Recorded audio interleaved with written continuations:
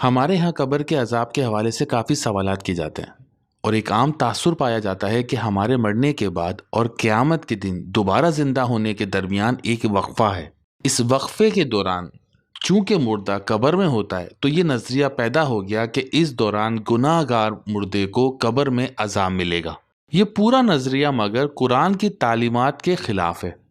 سب سے پہلے تو سمجھیں کہ قرآن کی رو سے 2 موتیں اور 2 زندگیاں ہیں۔ سورہ المومن میں اللہ کہتا ہے کہ وہ کہیں گے کہ اے ہمارے رب، ہمارے نشوونما دینے والے، تو نے ہمیں موت دی 2 دفعہ اور زندگی دی 2 دفعہ۔ سورہ بقرہ میں تم خدا کا کس طرح انکار کر سکتے ہو کہ تم مردہ تھے، اس نے تمہیں زندگی عطا کی، وہ تمہیں پھر مارے گا اور پھر زندہ کرے گا اور تم اسی کی طرف لوٹ کر جانے والے ہو۔ یعنی اس دنیا میں آنے سے پہلے کی حالت کو موت کہا گیا، یہ ہو گئی پہلی موت۔ پھر ہمیں زندگی ملی، ہم پیدا ہوئے، یہ ہو گئی پہلی زندگی۔ پھر یہ حیوانی زندگی ختم ہو جائے گی، موت ہو جائے گی، یہ ہو گئی دوسری موت۔ اور پھر اس موت کے بعد ہمیں اللہ دوبارہ زندگی عطا کرے گا، یہ ہو گئی دوسری زندگی۔ ہماری پہلی زندگی کی ابتدا کیسے ہوئی، اس پر میں ایک پوری ویڈیو بنا چکا ہوں، اس کو آپ دیکھ سکتے ہیں۔ قرآن کی تعلیمات کا محاصل ہی اصل میں انسان کی وہ دوسری زندگی ہے جس کو انسان چاہے تو حاصل کر سکتا ہے۔ وہ دوسری زندگی کس طرح حاصل ہو سکتی ہے، اسی چیز کی تعلیم قرآن کریم اپنے اندر رکھتا ہے۔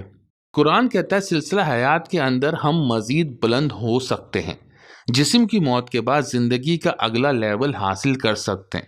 تو سن لو، پہلی زندگی بھی تمہیں میرے ہی بنائے ہوئے قوانین کے حساب سے ملی اور دوسری زندگی بھی میرے ہی بنائے ہوئے قوانین کے حساب سے ملے گی، کیونکہ صرف خدا ہی ہے جو زندگی بھی دیتا ہے اور موت بھی دیتا ہے۔ تو اگر زندگی چاہیے تو خدا کے قوانین کی اطاعت کرنی ہوگی۔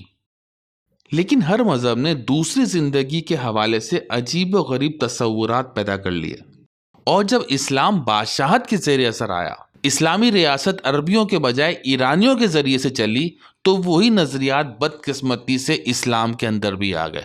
چونکہ یہ نظریات انسانی دماغ کے تراشیدہ تھے، اور انسانی دماغ زندگی کو فقط اسی حیوانی جسم سے ہی جوڑتا ہے۔ ہزاروں سال تو چھوڑیں، آج تک کا انسان زندگی کو اسی حیوانی زندگی سے ہی منسوب کرتا ہے۔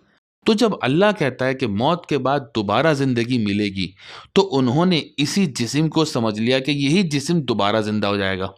تو جیسا کہ اللہ کہتا ہے کہ قیامت آئے گی، معنی یہ کہ زمین و آسمان ختم ہو جائیں گے، تو پھر یہ تصور پیدا کیا گیا کہ ہمیں جو دوسری زندگی ملے گی وہ بھی اسی قیامت والے دن ہی ملے گی۔ جب یہ زمین و آسمان ختم ہوگا، اس وقت فیصلے کا وقت آئے گا، تبھی ہمیں بھی دوبارہ زندگی ملے گی اور ہمارے اعمال کی اسسمنٹ ہوگی۔ اس کو یہ تصور کر لیا گیا کہ گناہ گاروں کو قبر میں عذاب ملتا رہے گا اس وقت تک۔ اس پورے تصور میں اگر آپ غور کریں تو زندگی کے تصور کو اسی حیوانی جسم سے جوڑ کے رکھا ہوا ہے۔ اس حیوانی جسم سے ان کا ذہن آگے ہی نہیں بڑھا۔ زندگی، موت اور عذاب کی حقیقت صرف خدا ہی بتا سکتا ہے، اور خدا کی آخری اور مستند کتاب قرآن کریم ہے، جو کہ ہمارے پیارے نبی حضرت محمد مصطفیٰ صلی اللہ علیہ وآلہ وسلم پر اتری۔ خدا نے اپنی اس کتاب میں ہر طرح کے عذاب کا ذکر کیا ہے، جیسے کہ عذاب الجحیم۔ جحیم کے معنی ہوتے ہیں رک جانا۔ اگر آپ غور کریں تو قرآن کا پورا پیغام اگر ایک لفظ میں لانا مقصود ہو تو ایک لفظ ہوگا ارتقا، کہ تم آگے بڑھ سکتے ہو، بلند ہو سکتے ہو، زندگی کا اگلا لیول پا سکتے ہو۔ لیکن ارتقا مشروط ہے خدا کے احکامات سے۔ خدا کے احکامات پر چلنے لگ جاؤ گے تو مرنے کے بعد آگے بڑھ جاؤ گے، ارتقائی منزل حاصل کر لو گے اور جنت کی زندگی پا لو گے۔ اور اگر ایسا نہیں کیا تو مرنے کے بعد جہیم رک جاؤ گے، تمہارا ارتقائی سفر رک جائے گا، جس کو اللہ قرآن میں جنتیوں کے لیے کہتا ہے۔ اس موت کے بعد، یعنی وہ موت جو دنیاوی زندگی میں ان کو ملی، پھر ان کو موت نہیں آئے گی۔ وہ آگے بڑھنے کی رکاوٹوں سے بچ گئے، یا یہ کہہ لیں کہ وہ رک جانے کے عذاب سے بچ گئے۔ اور جہنمیوں کے لیے اللہ قرآن میں کہتا ہے ان کے لیے سخت بیڑیاں ہیں جو ان کو آگے بڑھنے سے روک دیں گی، آگے بڑھنے نہیں دیں گی۔ یہ بیڑیاں کوئی خارج سے نہیں آئیں گی، انسان کے اپنے اعمال ہوتے ہیں جو اس کی ذات یا اس کی روح پر بیڑیاں ڈالتے جاتے ہیں۔ فرق صرف اتنا ہے کہ یہ بیڑیاں مرنے کے بعد ظاہر ہو جائیں گی۔ تو یہ ہو گیا عذاب جحیم۔ آگے اللہ ذکر کرتا ہے عذاب مہین کے بارے میں۔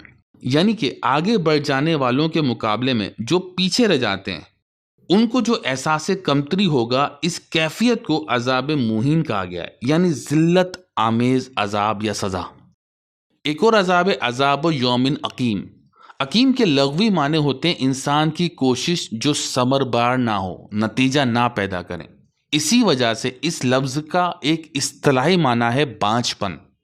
تو اللہ قرآن میں کافروں کے لیے کہتا ہے کہ انہیں یوم عقیم کا عذاب ملے گا، یعنی ان کی پوری دنیاوی زندگی بے نتیجہ رہے گی۔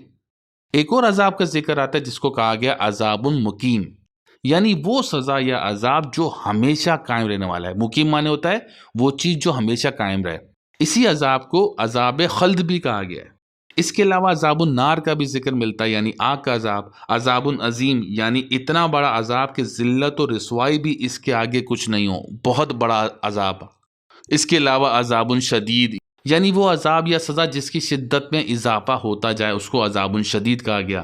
دوسرا ہے عذاب علیم۔ علیم بنائے علم سے، اور علم اس تکلیف کو کہتے ہیں جو اپنی درد انگیزی میں انتہا کی شدت تک پہنچی ہوئی ہو۔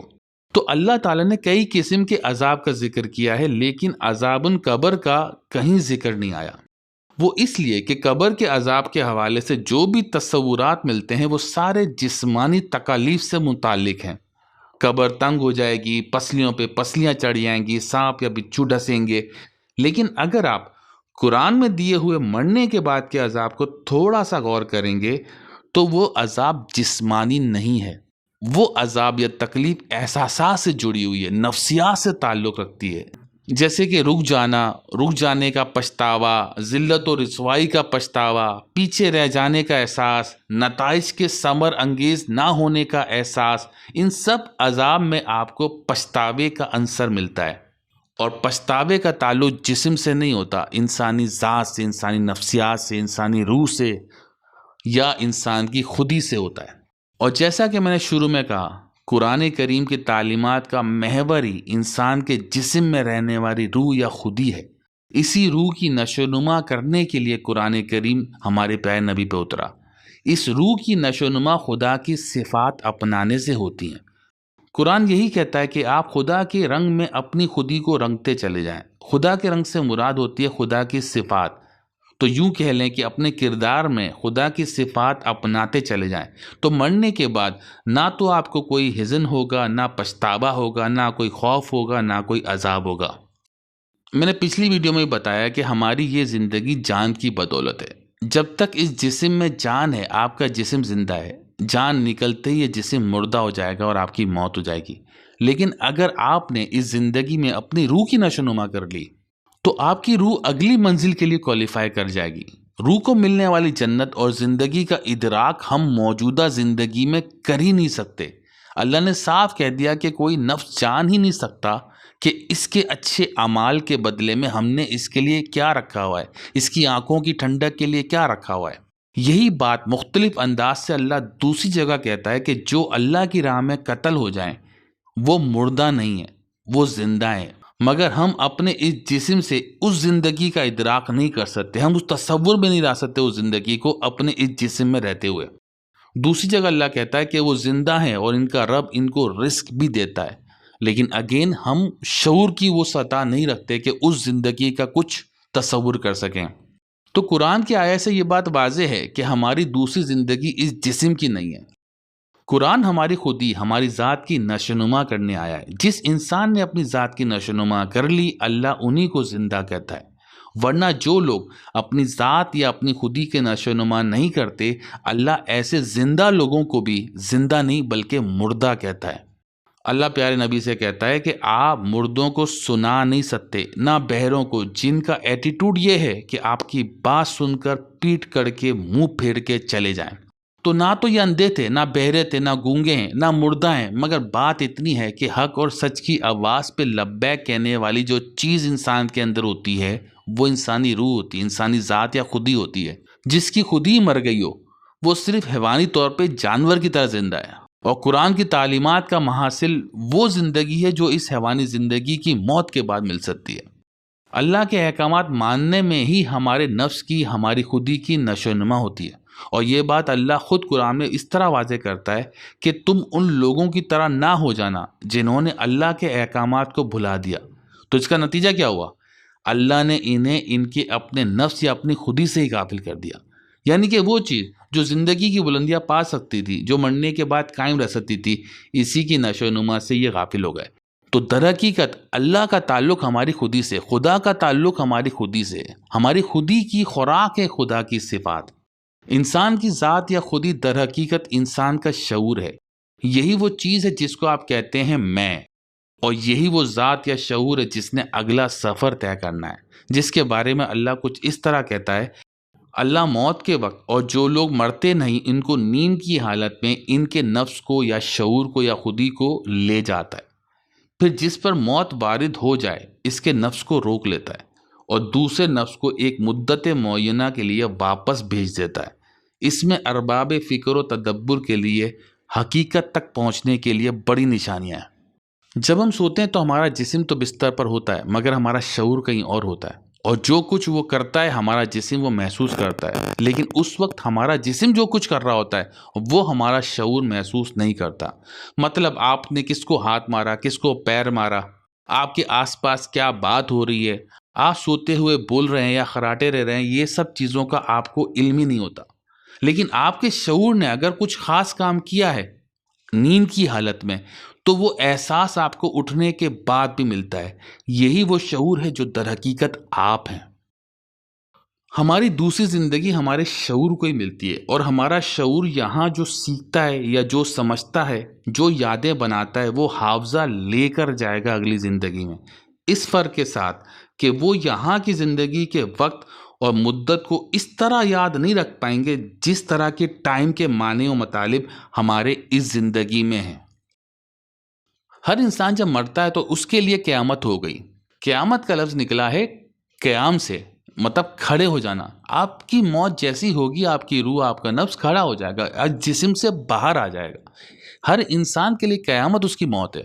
تو مختصراً قبر کے عذاب کے حوالے سے قرآن میں وہ ڈیٹیل نہیں ملتی جو ڈیٹیل ہمارے ہاں رائج ہیں۔